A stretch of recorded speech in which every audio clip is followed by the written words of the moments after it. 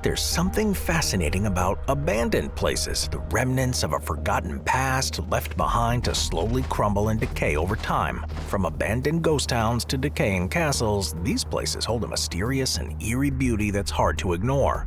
So for today's video, we're going to explore 15 of the most amazing abandoned places in the world. Number 15. Rummu Prison. Prisons are usually quite normal, but Rummu Prison in Estonia has rather recently become an exception to this rule. Built by the Soviet Union in the 1940s, it was housed with inmates that were forced to work in a nearby limestone quarry. This prisoner labor occurred all the way up until the collapse of the Soviet Union in 1991, at which point the prison was abandoned by Soviet authorities. Rather than keep it running, Estonian officials opted to let it be, and soon the quarry began to fill with natural groundwater. This created a lake and recreation site. It's in the middle of this lake that Rummu Prison still stands semi-submerged, and nowadays it's a popular place to go diving in or rowing around it in the summertime. Number 14. Bikini Atoll. At first glance, Bikini Atoll looks like a tropical paradise, located within the Marshall Islands in the Pacific Ocean. Its blue water, palm trees, and incredible beaches make it seem like a great place to put up an all-inclusive resort. However, rather than make it into a vacation spot, in 1946 the United States decided to turn it into a nuclear testing ground. More specifically, between the years of 1946 and 1958, the United States conducted a total of 23 nuclear tests in the area.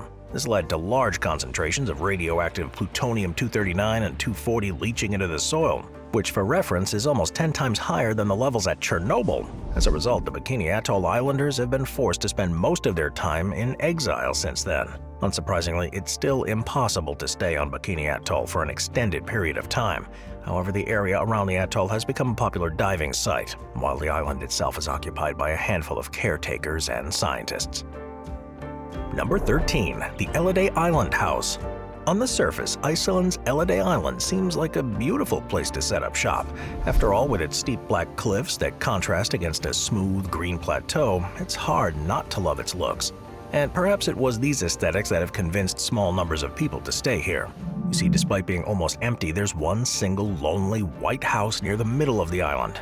You see, while the island was inhabited by a handful of families of fishers and puffin hunters in the late 18th century, by the 1930s the family decided to leave to pursue better prospects on Iceland's main island. However, Ellidaey was still home to a lot of puffins, and so puffin hunters that were part of the Ellidaey Hunting Association decided to build a hunting lodge on the island in the 1950s. Now, this little white house is a pretty miserable place to live in. After all, it lacks electricity, running water, or indoor plumbing. Yet for the puffin hunters, it's more than enough, meaning that while Ellidaey Island is mostly abandoned, it does have occasional visitors. Number 12. Oradour-sur-Glane. The Second World War was full of unspeakable human tragedy, and one place to be acutely affected by this conflict's violence was Oradour-sur-Glane. Located near the French city of Clermont-Ferrand, it was a small, sleepy town that was allegedly home to some members of the French resistance. This became a problem when, on June 10th of 1944, a highly decorated SS officer, Helmut Kampf, was found killed near the town. In retaliation, SS officer Adolf Diekmann ordered the unthinkable, a massacre. In one fell swoop, he held all the women and children locked in a burning church, throwing grenades and shooting bullets at all those who tried to escape. All the men were led into barns, where their legs were shot before being doused in gasoline and lit aflame. Once all was said and done, a total of 643 people were murdered, with just 6 of the town's inhabitants and visitors managing to escape the massacre. The next day, the survivors were permitted to bury the dead, and after the war was over, the old scorched town was left untouched as a monument to the victims. As a result, the town has remained forcibly abandoned, although it can still be visited today. Number 11. The Maunsell Sea Forts. At first glance, the Maunsell Sea Forts look like some sort of movie prop. After all, they're a bunch of rusty, rickety piles of metal rising out of the Thames estuary in England. In other words, they look completely and totally useless. But you may be surprised to learn that the Maunsell Sea Forts were serious fortifications set up during the World War II era. More specifically, they were built as part of the Thames and Mersey Estuary Defense Network to function as a series of anti-aircraft forts. Constructed in 1942, each consisted of a cluster of 7 stilted buildings with a central command tower, with each tower having anti-aircraft guns that were meant to shoot down German airplanes. These played a very important role in defending the ports of London and Liverpool. After all, the Thames Group alone managed to shoot down 30 V-1 rockets, 22 enemy aircraft, and torpedo a boat. After their successful military career, many of the sea forts were knocked down, while the remaining ones were often used as pirate radio stations. Today, the two that are still standing are Residence Fort and Shivering Sands Fort, both of which are empty and off-limits to visitors. However, it is worth taking a boat out to pass them by on a clear, sunny day. Number 10. Plymouth. While Pompeii may be the famous ash-filled city of the ancient world, Montserrat's capital of Plymouth is its modern equivalent. Located in the southeastern Caribbean, Montserrat is an overseas territory of the United Kingdom. First settled by Europeans in 1632, Plymouth acted as the capital of the island until January of 1995. That's because after centuries of inactivity, the island's Soufriere Hills volcano began to blow. In a series of large eruptions, it sent pyroclastic flows of lava and ash across the southern portion of the island, and by December of that year, the town of Plymouth was completely evacuated. While residents were allowed to return in 1997, by June of that year, the volcano had begun to erupt once more, and at this point, a permanent evacuation was ordered. This proved to be the right call. Between August 4th and August 8th of 1997, 80% of Plymouth was destroyed, and in the process, it was buried in 1.4 meters of ash. Since Plymouth had been the source of Montserrat's economic activity, the island was mostly abandoned, with the majority of residents opting to move to the mainland United Kingdom. To this day, the southern area of the island is still deemed to be an exclusion zone. However, if you'd like to visit the mostly buried city of Plymouth, you can take an organized tour from Antigua for about $150. Number 9. Bodie. While the words ghost town and popular aren't often used in the same sentence, such is the case with the town of Bodie. Located in the eastern half of California near the border with Nevada, this ghost town receives about 200,000 visitors per year, and this can be attributed to its status as a stereotypical old spaghetti western town. First settled in 1859 after small amounts of gold were discovered in the area. In 1876, it quickly grew after large deposits were found. By 1879, it had a population of between 7 to 10,000 and a total of 2,000 buildings, and quickly gained a nasty reputation.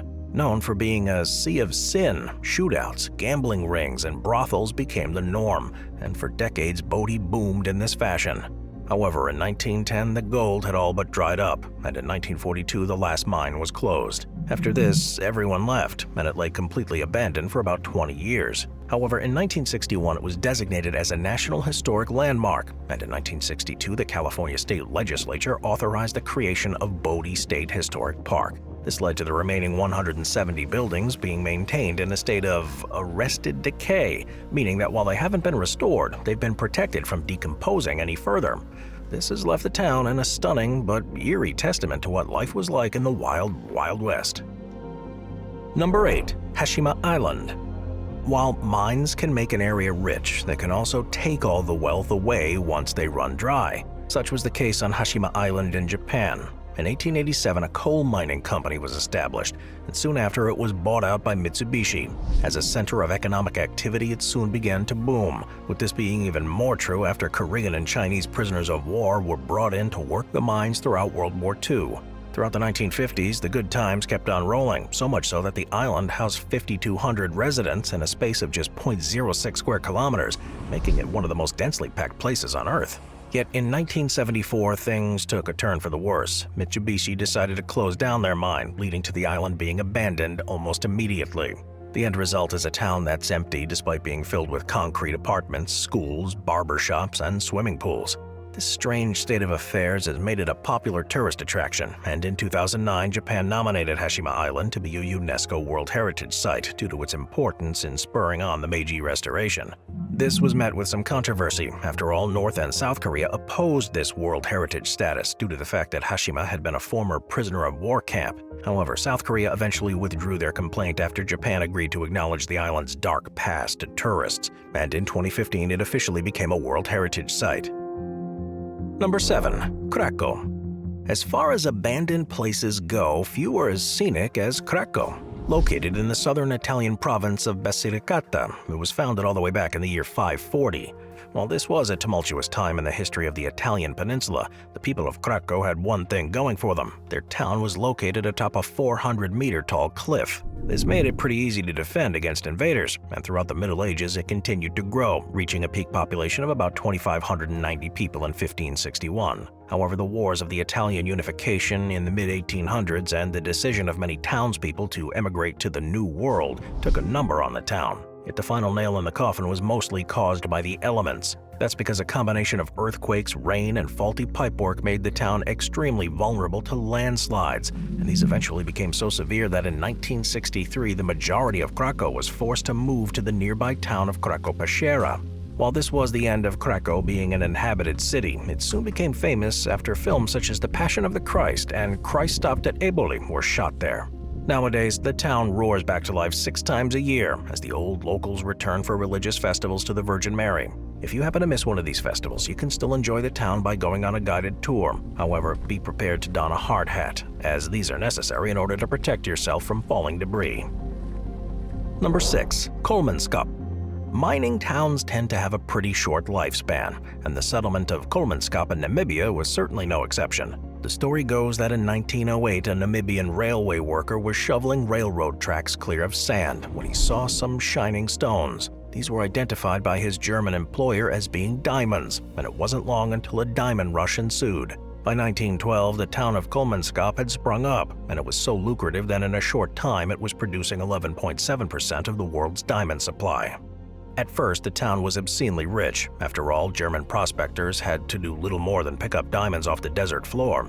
And it was this level of wealth that not only allowed a hospital, ballroom, theater, sport hall, and casino to be built, but also African firsts such as the first X-ray and tram. However, the German government soon clamped down, declaring that only one single licensed company could work in the area. This corporation soon began to employ the native people, making them work in awful conditions for a month at a time. However, this mostly came to an end in 1928, as it was in this year that the town was more or less abandoned when one of the richest diamond fields ever known to man were found 260 kilometers south. This set off a mass exodus, and by 1956 the town was completely abandoned. Today, the natural forces of the desert have covered Kolmanskop in knee-deep high sand, although between the hours of 8 a.m. and 1 p.m. during the week, tourists with a permit can visit the abandoned town. Number 5. North Brother Island. New York is a bustling place, bursting to the seams with people, so it may seem strange that there's an area of the East River that's completely devoid of people.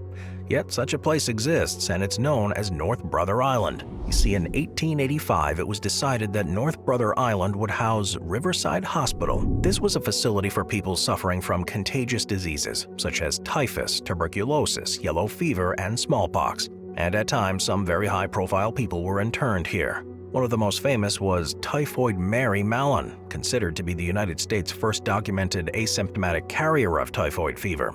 She was discovered after it was revealed that 7 of 8 families for whom Mallon had worked for as a cook had experienced typhoid fever outbreaks. Tests later proved that she did indeed hold the typhoid bacteria without showing symptoms, and while she was quickly given an opportunity to live as a free woman, if she promised to no longer work as a cook, she quickly disobeyed these orders. In the name of public safety, she was subsequently interred on the island from 1915 until her death in 1938. In any case, this hospital was not the most enjoyable place to live in, and while it was active right through World War II, its post-war life included stints as a holding place for war veterans and treatment center for heroin addicts. However, in 1963 it closed its doors for good, and while permits are very occasionally given for media and visitors, it more or less now sits as an abandoned bird sanctuary. Number 4. Ilha de Camara Grande.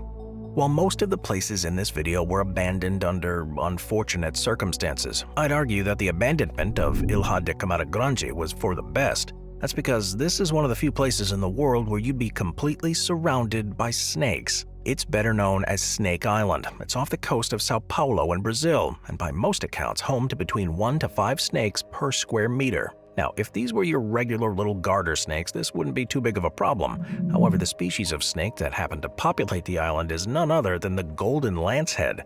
With an incredibly venomous bite strong enough to induce terrible symptoms such as blood in the vomit and urine, intestinal bleeding, kidney failure, hemorrhage in the brain, and severe necrosis of muscular tissue, it's one of the world's most venomous serpents. As a result, an extended stay on the island is extremely dangerous.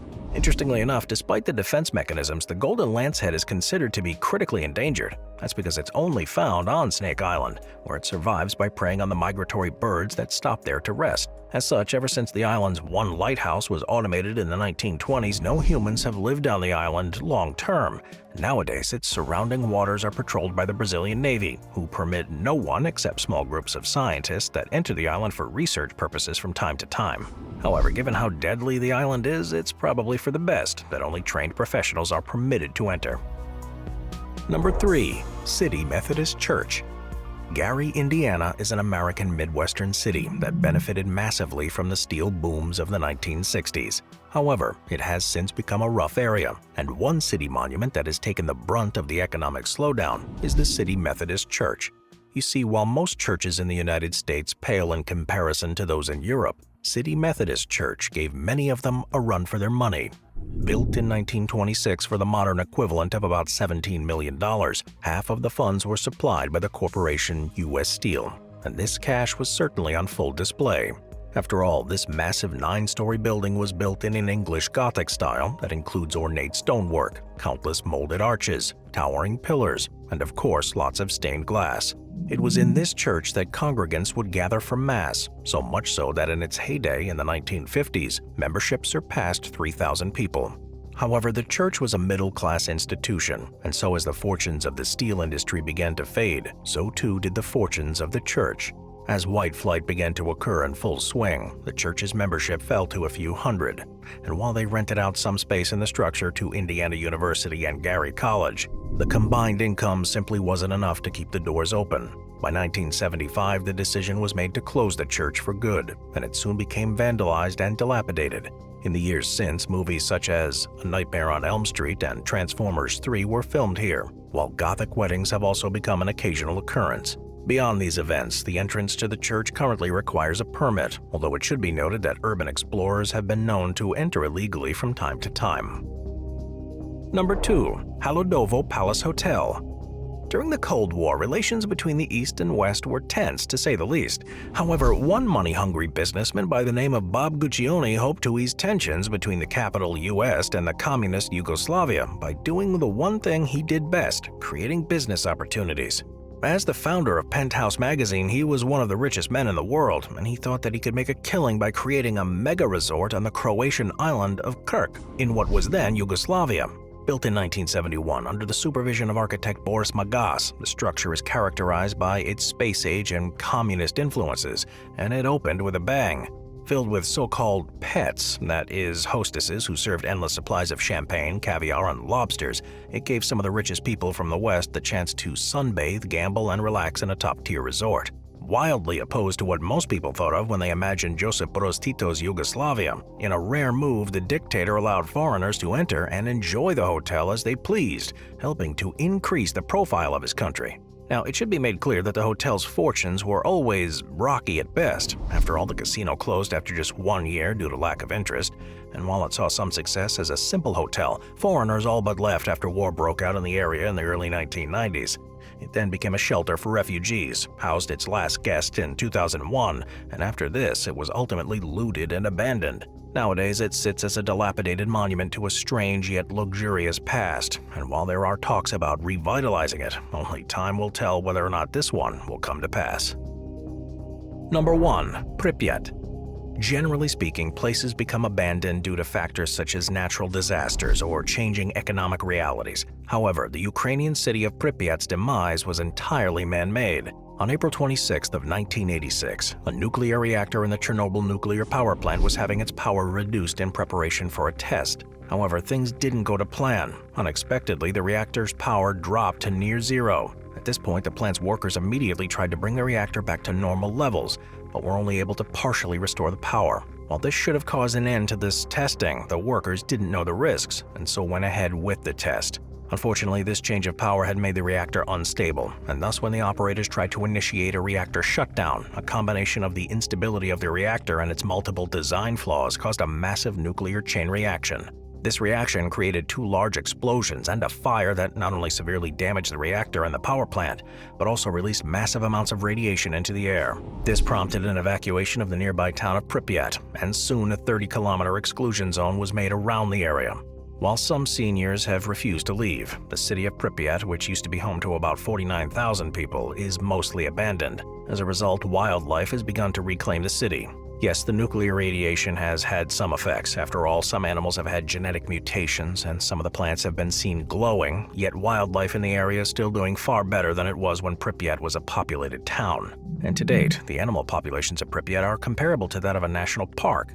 One day, it is believed that this reclamation will more or less lead to Pripyat being swallowed up by the surrounding forest. Now, if you're a tourist who'd like to visit, you're currently out of luck. You see, in the past, you could pay a tour guide between $100 and $130 for a full-day experience, with it even being possible to go into the Control Room 4 of the power plant, which is where the accident actually happened. However, when Russia invaded Ukraine in February of 2022, things got dicey. That's because on the very first day of the invasion, Russian troops poured into Pripyat. While they have since left, the fact that Pripyat lies so close to the borders of the conflict has left the site now more or less off-limits. I'll see you next time. Watch our Obscure playlist for more top 15 videos about the more obscure subjects in our world. Sit back, relax, and binge watch all of our best and most obscure videos. The Top 5 show has launched channel memberships. Thank you to our channel members.